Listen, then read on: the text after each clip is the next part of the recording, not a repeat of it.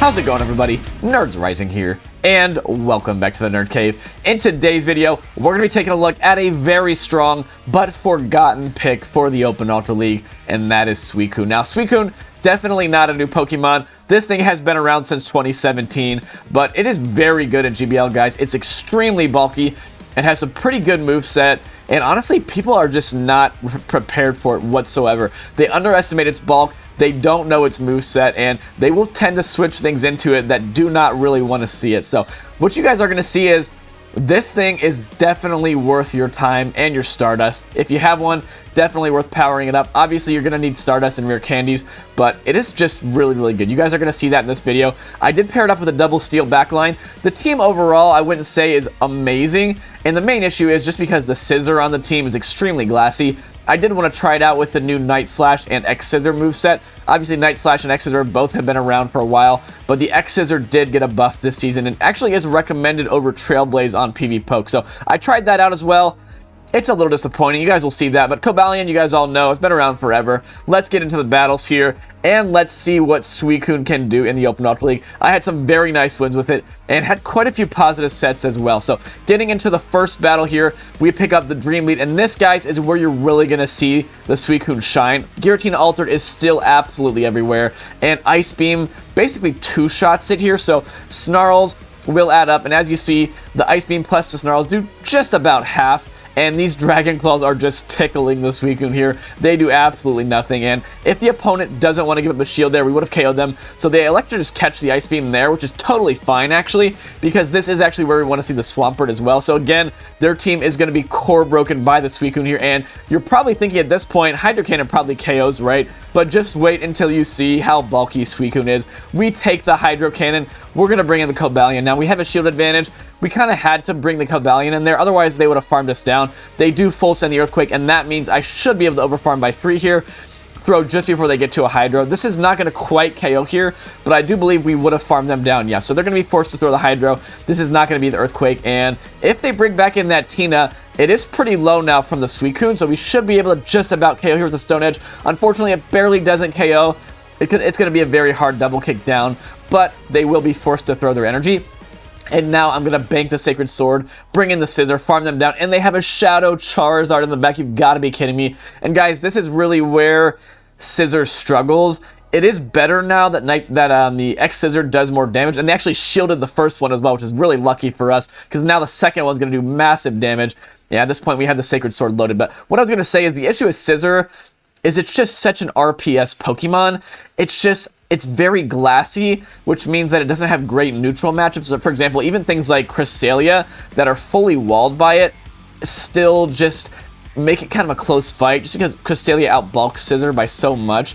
And then you're going to just see that things like Swampert, things like Charizard, there's so many things out there that just wall Scizor, and it makes it really kind of awkward to use. So anyway, we do take that win. Suicune put in a lot of work there, and we have another Giratina Altered in the next battle. You absolutely love to see it, and I did see so many of these things on the lead, guys.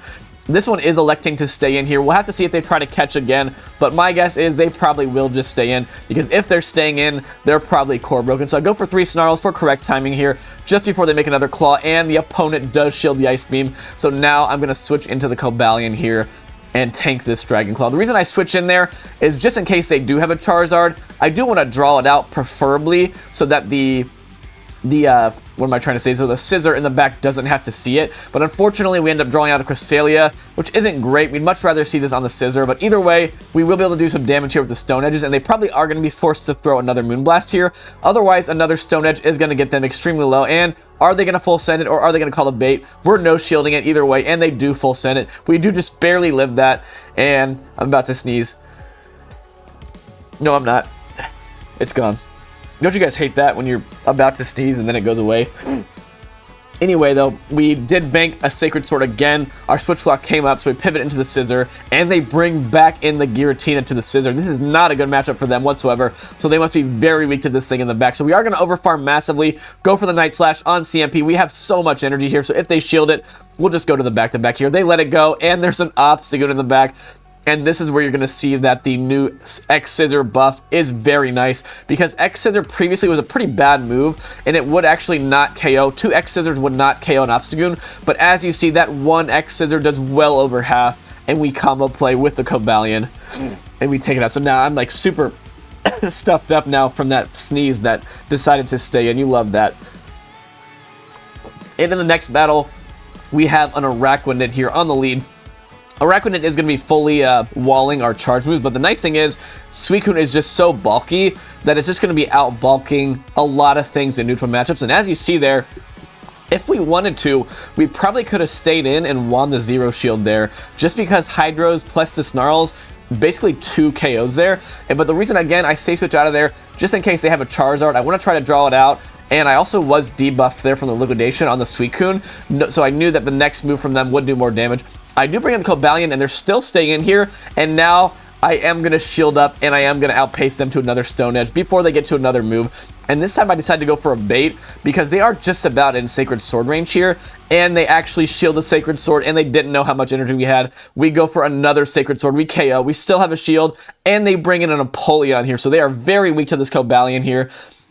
What is going to be their final Pokemon? The Empoleon does barely live that. We're going to bring back in the Suicune, but clearly their final Pokemon is something in the back that is very, very weak to probably water and fighting. Unfortunately here, what you're going to see is I needed to overfarm probably just a little bit more because they have a Steelix in the back, and unfortunately I just barely cannot make the Hydro Pump, and that is going to cost me because I'm only making the Ice Beam here, and now the Suicune is gone, and unfortunately, Scizor has a lot of work to do now. This is, again, where you're going to see that Scizor is just really outclassed by bulky things, guys, because obviously we are... the Steelix is resisting the bullet punches, but we are resisting every single one of their moves, and fast moves as well. But the issue is here, they're just so much bulkier than us, and they have breaking swipes, so they're just going to be adding up here. Move after move is going to be adding up on the Scizor. As you see, they're actually doing more damage than we are, and now that we're double debuffed here, this Night Slash is not going to KO. We don't get a boost, unfortunately. I think we needed the boost to win there, and I no-shielded that last move as well, just recognizing that they would have just gotten to another one and KO'd me there, and unfortunately, I die with the move, and we do end up losing that game. So again, Scizor, just not the best Steel type. There are a lot better Steel types, but in this battle, I actually safe switched it, which is kind of risky, but the opponent brings in a Nidoqueen to the Scizor. This is not an answer whatsoever, and since these Poison Jabs are double resisted, we call the bait, knowing the Earth Power wouldn't KO. And they actually baited there with a Poison Fang, and this is just so dominant now for the Scizor, and I believe they were just about at the move, so I throw back-to-back Night Slashes here. Don't want to take any chances, just want to get rid of this thing. They shielded up, and now we can comfortably survive a Poison Fang, but we decided to shield anyway. I believe that was enough for the Earth Power there. We farm all the way down. They bring back in the Goon, and again, you're going to see X-Scissor is just so much better now. This will do over half of the Goon's health. And that should put it into a range now where we can come in with the Cobalion and farm it all the way down. Nice charge move timing by the opponent there. Are they on Cross Chop? No, they're on Obstruct, and they have a Venusaur in the back. And at this point, this game is won. We can win with the Cobalion. I believe I will bring in the Suicune here just to sack it, basically. And check this out, guys. This is a Water type about to take super effective damage from a Frenzy Plant. And check this out. We easily survived that. And it's going to be a very difficult farm down for them. They're going to have to shield the Ice Beam. They probably will farm us down here, but Cobalion will be fully walling their energy. So all we have to do is just tank these moves here, build up to the move. They're probably going to be trying to catch on the Goon, so I will have to watch for that. And at this point, the Goon has showed us that they're on Obstruct, so I will shield the Frenzy Plant, knowing that the Frenzy Plant will do more than anything the Goon has. Otherwise, we would have just let that go and saved the shield for a potential cross shot, but we farmed down. They did not catch, and now Venusaur is going to eat the Stone Edge, and that's going to be a GG. So Cobalion, as you guys know, very strong, but as you guys saw, Suicune is just so insanely bulky. You love to see it. So next battle, Swampert lead, very nice lead for us. Hydro Pump does do a lot of damage, and even if they Earthquake us, we still will easily live it and still not even be in Hydro Cannon range. So I was finding a lot of people were baiting, just thinking that, you know, Swampert's a hard-hitting Pokemon. Earthquake's still a pretty good move. Water types probably want to be respecting it, but we do not care. As you see, we comfortably take a Hydro Cannon, or excuse me, a Hydro Cannon and an Earthquake. We safe switch into the Cobalion in case they had a Fire type in back, and it's a good thing we did because they have a Skeledirge in the back, which would absolutely demolish our Scizor. So we draw it out, they go for the crunch, and now we'll throw, after 3 Sacred Swords here, or excuse me, after 3 double kicks here for proper timing, 9 turns into 10 turns, and they probably will farm us down, but we do make a last second Sacred Sword. I cannot speak, but the opponent was not counting, and at that point, I actually saved the Cobalion for a safe switch later on. I didn't want that Skeledirge to get as much farm as it could have, and at this point, we have 2 shields, so we're just going to double shield the Suicune here, farm all the way down, and we will have the Scizor in the back, hopefully as a safe, or as a catch if we need it. And then we do have the Suicune here still with the energy. So we take the Swampert out. They have their own Scizor in the back. It's a shadow. We make the Ice Beam just barely. And making this Ice Beam is going to be very crucial for this game, as you see, because we should just barely put them into a range where 1 Night Slash plus the Bullet Punches will KO. And as you're going to see here, I believe the opponent ends up boosting. We could take 2 Night Slashes, but I believe they boost here. If I remember correctly, they boost. Do they boost? I think they do. And no, they don't boost, but I think I just caught there. Yeah, I think I could have actually just... I think I could have just let that go. No, they boosted on the second one there. Maybe I would have died from that Night Slash. I'm not sure. Maybe the catch was necessary there. But either way, we played it safe. We counted, and we caught because we stayed in school, as Jamie Finn would say. But anyway, good game to the opponent there. Another Giratina altered in the next battle. I saw so many Giratina altered leads here, and they are staying in once again. So they're not very strong against the Suicune in the back, it appears. And this time I farmed to 100 energy, just because I was expecting a catch there. I did have a couple of Giratinas try to catch my Ice Beams, but since we farmed to 100 energy, we are only 1 Snarl away from the second Ice Beam, and the opponent just fully sacrifices their Giratina here. Now they bring an S-Cap here, and I do want to actually stay in here and just let my Suicune go down, because I don't want to have this thing aligned to my Scizor in the end game. They do go for the Aerial Ace, and it doesn't KO. Suicune is just so bulky. We make the Ice Beam, and that chip damage is very, very important, because now we should be able to just go for the Sacred Sword here to KO this thing. They do go for another Aerial Ace on CMP, which means we probably did lag a little bit, because you shouldn't be able to go for a CMP there, because I would be on a on 9 turns there after 3 double kicks, and they get to theirs in 10 turns, since they did have a little bit of residual energy, so I must have lagged there. I am getting a ton of 1-turn lag, guys. I don't know if you guys have noticed that at all, but bringing in Pokemon, I'm always lagging a turn when I'm bringing them in, even when I shouldn't. And once again, there is an Obstagoon in the back, and this is just so dominant. We will let the first one go. No, we actually do shield that. Maybe a little bit risky on my part, because if they did make another move, the next one would do more. But maybe I'm just recognizing here, no, I'm actually going to let it go, farm them down, and I believe Scizor actually does barely win CMP over the S-Cav. Very interesting play. Yeah, I recognize the S-Cav had a move there, so I had to come out of that with energy. So a little bit risky by me there, but we still managed to get it done. At the time, I actually wasn't sure if Scizor won CMP over the S-Cav, but apparently it does. We pick up a Cobalion lead here in the next battle, and Cobalion is a pretty negative lead for us, but we can't really switch out of here because Scizor definitely doesn't want to see it, and we don't really want to bring in our own Cobalion behind on energy. But as you're going to see here, the opponent went for the Stone Edge, which does do more raw damage, but it is slightly more energy efficient to go for Sacred Sword. But I think that they were expecting 1 Stone Edge and a Sacred Sword to KO, but Suicune does hang on there. We make a second Hydro Pump, and we take the lead against a Steel Fighting type with our Water type with a Dark type fast move. So incredible plays there by Suicune. And there, I actually just let my Suicune get farmed down by the Sylveon there, because again, I don't really want my Cobalion against that thing. Much better to see it against the Scizor. And they do pivot out of that into a Golisopod, and that is totally fine. At this point, all the Cobalion has to do is get either some shields off of this thing or get it low, and then the Scizor in the back is easily going to clean this game up. I do not care, even if Liquidation KOs and they bait, but at this point, yeah, this game is won, because we can just save 2 shields for the Scizor here, Night Slash this thing, they let it go, and now Sylveon is going to be in a world of hurt here. At this point, we're just going to save our shields for the Scizor, and the opponent should be reaching for the top left here, but they're going to stay in and make me play it out. So at this point, I'm just going to 2-shield flex on the opponent. They're going for Psyshocks. We do not care. Obviously, Scizor is pretty glassy. The Psyshocks do add up, plus the quick attacks, but even if this is a Moonblast, we will still comfortably live it, and we're just going to, I think, farm all the way down at this point. Yeah, so 2-shield flex on the opponent there. Good game to them. And we move into the next battle. Excuse me, guys. I'm still recovering from that sneeze that stayed in. You absolutely hate to see it. The weather here in Ohio has still just been so volatile. We're into like the second week of September, and the temperature has still been like 90 degrees. And then, of course, like yesterday we had like 100% humidity day, which is super hot, and then it rained all night, and now it's like 60 degrees today. So you just love Ohio, where one day it's like 40 and the next day it's 100. Not even exaggerating, guys. It's literally that crazy in Ohio. But anyway, the memes are correct. Ohio, the memes about Ohio are correct. I love Ohio. I've lived here my whole life. But yeah, there's some very interesting things that happen in Ohio. But either way, we had a Vaporeon lead. You can see these are a little bit lower elo battles. Again, I mentioned in the intro that my son turned 1. Did I mention that? Actually, I don't remember if I mentioned that or not. My son turned 1 yesterday, so I've been... Yeah, I mentioned it on Discord. I did not mention it in the intro, but my son turned 1 yesterday, and we had a bunch of parties for him. We had a party over the weekend, and then we had some stuff going on Monday. My in-laws from out of state were in town for like 4 or 5 days, and we literally just did stuff every day. So I didn't really play much Pogo at all. I believe I only played like maybe 2 or 3 sets in the last like 4 or 5 days.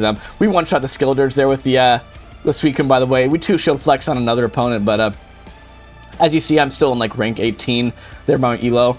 I think after playing this team for like 6 or 7 sets, I'm now in like rank 19 or so. So I'm just about to get my elo, but as you guys know, I do tend to run a lot of spice here at the beginning of the season, so my starting elo probably won't be super high, just because I've been running some BS, honestly. But did I include an extra battle by accident, guys? Maybe I did. I don't recall seeing more than one Empoleon, but no, because the last Empoleon farmed me all the way down, and then there was a Steelix in the back, and I think at this point we will just about KO. No, they double shield here. What is going to be in the back? I actually don't remember this battle whatsoever, but either way, my rant is over. My son is 1 year old, and he is just a little busy boy. He's getting into absolutely everything, standing up on everything. He is a ton of fun. But anyway, as you guys see, the Suicune there just tanks those moves from the Empoleon like they're absolutely nothing. And we're going to catch the Leaf Blade onto the Scizor, and it's looking like Nerds Rising here might be going for another 2-shield flex, because this poor Sceptile is on Aerial Ace, and it looks like they're on Leaf Blade, and X-Scissor maybe wouldn't have KO'd previously, but even though I undercharged it to a great, it still KOs. They throw their energy right away, and I am going to 2-shield flex on them, because these Drill Pecks are going to do nothing against the Suicune, and Hydro Pump's almost 2-shot an Empoleon, because it's just such a hard-hitting move. Even if they made the Drill Peck, we easily would have lived it. Another 2-shield flex by Nerds Rising, and I believe we're into the last, like, I don't know, maybe 4 or 5 battles here, guys. Another Swampert lead here, and in Swampert leads, I typically like to just stay in, full send the Hydro Pumps. They bait again with a Hydro Cannon that does absolutely no damage whatsoever. And on a regular Swampert, we do need an Ice Beam. On the Shadow, we can Hydro Pump and then farm down, but they actually pivot out into an Alolan Golem, and Alolan Golem is definitely not a safe switch. We do actually catch the double resisted Rock Blast, and they throw on alignment. We get a full Sacred Sword in. I knew this, even if this was a wild charge, we still would live it. And now, for proper timing, we're going to be throwing 1 double kick and then the Sacred Sword, and again, 1 double kick and the Sacred Sword. For proper timing, they're going to be on a 4-turn move there, Volt Switch. We're on a 3-turn move, and to only let in 1 free turn of energy, that is how you want to throw against the 4-turn moves when you're running 3-turn. Now there, for some reason, I went for 1 double kick and then the move, but the game stuttered. So they actually got 2 Volt Switches in there, which is definitely not how it should work. Again, I was getting so much 1-turn lag, but we managed to get both shields there. And at this point, I was expecting that since they had a Swampert on the lead, they probably didn't have a better response to the Scizor in the back, and they have a Weavile in the back. Oh my gosh, Scizor is going to absolutely crush this thing, because even if they do foul play us, we have a shield anyway. We would barely live 1 foul play and make it to the X-Scissor, but they surrender, as they should. And we take the game. So another Giratina Altered lead here in the next battle.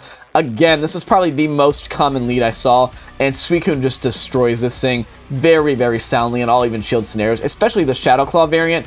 As you see, Ice Beam does over half with the Snarl damage, and they farm up a ton of energy there. They go for a Shadow Force, but it does not matter. We're going to switch into the Scizor here. And this is a pretty good matchup, honestly, for the Scizor. And this is another matchup where you're going to see that X-Scissor is very, very handy, because previously DD could pretty easily tank an X-Scissor, but we actually go for the Night Slash, I think, here. Night Slash into X-Scissor there, because this X-Scissor should KO if they don't shield it here. And it does KO there. They thought it was going to be a Night Slash, and it wasn't. And they bring back in the Giratina, but we make another Night Slash. So Scizor putting in a ton of work there. We KO their Giratina, and they have a Grand Ball in the back. It is a Shadow, actually. And this is definitely not over. Our play here is going to be to come in and get their shield with the Suicune, but I'm realizing here they're going to charm me down, so I have to bring in the Cobalion, and they still have a shield, and I think at this point, my win con is going to be to just full send the Stone Edges here and hope that they call a Sacred Sword bait. I'm not quite sure. I think I would have made 2 anyway, even if they would have shielded it, but as you see, they do call the bait there, and now they're just going to get double kicked down for the win, and that is a good game. So yeah, based on our health there, I think we would have just made 2 Stone Edges straight away without baiting, but next battle, we see another Guillotine, and this time they are on Dragon Breath. I included this one just to see the Dragon Breath matchup, excuse me. It is a little bit worse for Suicune because the Dragon Breaths do add up, but again, it's just such a good matchup, guys. Suicune has so many different good matchups, so many core-breaking, I'm not saying this correctly, it core breaks so many teams, because a lot of teams have something like a Dragon type and a Water type, or a Dragon type and a Fire type, and as you see, the opponent there goes for the farm down, and we make another Ice Beam, and either we take Switch here, or we take 2 shields, and we take Switch and shield advantage. They have a Fire Spin Charizard, which is really, really bad. And they are over farming here, and they are down to shield, so I'm full setting the Stone Edge here. Do they respect it? No, they do not. We one-shot them, and they have a Venusaur in the back, and this is going to be another 2 shield flex, guys. They should be reaching for the top left, and for some reason they're staying in. I think here I BM the opponent a little bit, and I just fully farm down. I think I don't even throw a single charge move in this end game here. Yeah, I think I just fully farm them down, but this is actually where you're going to see just how glassy Scizor is, because 3 double resisted Frenzy Plants actually KOs us before we could even fully farm them down. No, as we fully farm them down, it's a simultaneous KO. So yeah, Scizor very glassy, but if the opponent would have shielded that Charizard, it might have been a little bit tricky, but since we did have a shield advantage, I still think that we would have made double Stone Edge and still won that battle, but the fact that they called the bait made it a lot more comfortable for us. But Excadrill in the next battle, and they bring in a Dragonite, and the question is here, folks, do they know? They do not know. We one-shot them. They bring back in the Excadrill, and we make another Ice Beam. So again, like I said, Suicune just core breaking so many teams. They shield the Ice Beam, and at this point, we're going to be letting this go and just saving our shield for the Cobalion. We definitely are happy that we maintain Switch advantage here, because Scizor definitely doesn't want to see Excadrill. And we do make the Sacred Sword just before they get to the drill run. They do actually shield it, and now, unfortunately, I am probably going to have to give up both shields to take this thing out, but I kind of have to, because I definitely don't want my Scizor to be aligned to this thing, so I do double shield. I will watch for the catch here, and they do actually try to catch on the wall rain, and as you see, I did overfarm there, recognizing they may try to catch, and now I think I'll throw this move, switch into the Scizor, and we have a Sacred Sword banked on our, why can't I not think of the name? On our Cobalion, and I think we'll just fully farm down the wall rain. We actually want to let them get us as low as possible, because I don't want the Excadrill to potentially come in, farm down my Scizor, and then win CMP over the Cobalion. They recognized I was doing it though, and they surrender, and that is a good game. So another Excadrill here in the next battle. I believe this one actually just stays in. The last one did switch out into the Dragonite, but this one stays in, and here again is where you're going to see Suicune is just so bulky here. We can comfortably tank 2 drill runs, and I think that maybe I should have baited, because Excadrill is super glassy, so they were probably always going to be shielding that. But as you see, I will live the drill run, and I will make another Ice Beam here before I go down. So either, again, we're taking both shields from them, or shield advantage and switch advantage. They do commit both shields. We take both shields off of them, and now they should be able to... I don't think they're going to make more than 1 drill run here. I think we will make the Sacred Sword. We do make the Sacred Sword, and now we don't have Switch, unfortunately, but we do have a 1-0 shield advantage, and they bring in a Mewtwo. And I think here I try to catch the Psy Strike. They hang on to their energy, and they bring in a Snarl Muck. And once again, I know I've said it before, Scizor isn't the best, but the X-Scissor being a higher hitting... I cannot speak, guys. X-Scissor doing more damage here is absolutely massive, because as you see, after the bullet punches add up, 2 X-Scissors will KO this Muck, and we overfarm enough to where we were going to outpace them to the Night Slash before they made back-to-back Psy Strikes. I just throw the Night Slash there, recognizing I just needed a little bit of chip damage there. No reason to go for the X-Scissor and potentially get outpaced, and we take that battle. And is this the last one? This might be the last battle, folks. But we see a Steelix lead here in the lead. A lot of Steelixes around, as you guys know. It is now a very, very top meta threat. And Hydro Pump does a lot of damage to the Steelix. I think they're full sending the Earthquake here. They build up a lot of energy. They do full send it, but as you see, we are doing more damage than them. And we outpace them as well. Even if they went straight breaking swipes, Suicune does win the zeros. and they bring in a Charm Clefable. So again, I'm just going to stay in, let my Suicune go down, and that way I can align the Scizor to the Clefable, and we're going to do so much damage with the Bullet Punches. They have a Garchomp in the back, and I think either the X-Scissor here, and then I will just bring in the Cobalion, basically just to sack it. I do not care if they go for the Earthquake or the Earth Power. That is totally fine, because the Scizor with Bullet Punch is going to be my win con. It actually doesn't KO here, and I could have thrown my moves earlier, but it just does not matter, because I knew they weren't going to make another move. They just end up letting it go anyway, and now the opponent should definitely be surrendering here, because we are going to 2-shield flex on them once again. Even if they make a move, we were going to let it go, and we take that battle. So I guess that wasn't the last one. This is definitely the last battle, though, guys. We lead into the final battle, a Shadow Swampert, and the issue with Shadow Swampert is, I know we've seen a couple Swamperts already. Suicune does win this matchup, for sure, but the issue is, when you see a Swampert on the lead, there's a good chance there could be a Charizard in the back. And that's the unfortunate thing that with this particular team is running the Scizor in the back. I can't really say switch out of here into the Cobalion, because if I do that, then they probably just bring in the Charizard. So what I've tried to do here is get myself a shield advantage for the Cobalion and hope that they then bring the Charizard into the Cobalion. But as you see there, the Suicune did actually live that move. We did get a shield advantage and some chip damage onto the Swampert. But unfortunately here, what you're going to see is, I believe they don't bring in the Charizard here. They actually have a Trevenant in the back.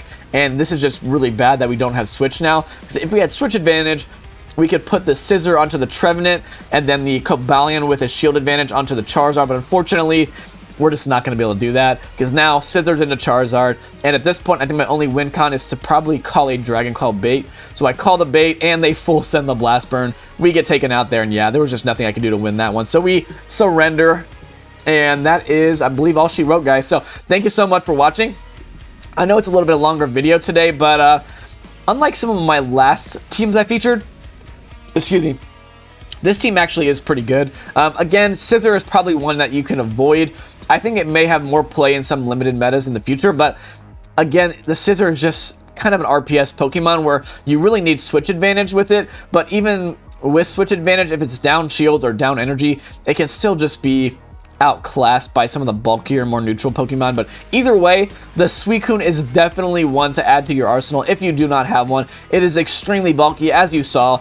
It has some pretty good moves, and if it ever gets a spammier water type move like a Hydro Cannon or a Liquidation or something along those lines, it will absolutely be top meta. Right now, it is just like probably B+ tier anti-meta, but with a better water type charge move or even a better fast move, this thing is going to be absolutely at the top of the meta. But anyway, guys, thank you so much for watching. Once again, if you're new to the channel and you're not subscribed, please consider subscribing, because the more subscribers we can get, the more Pokemon my wife will let me play.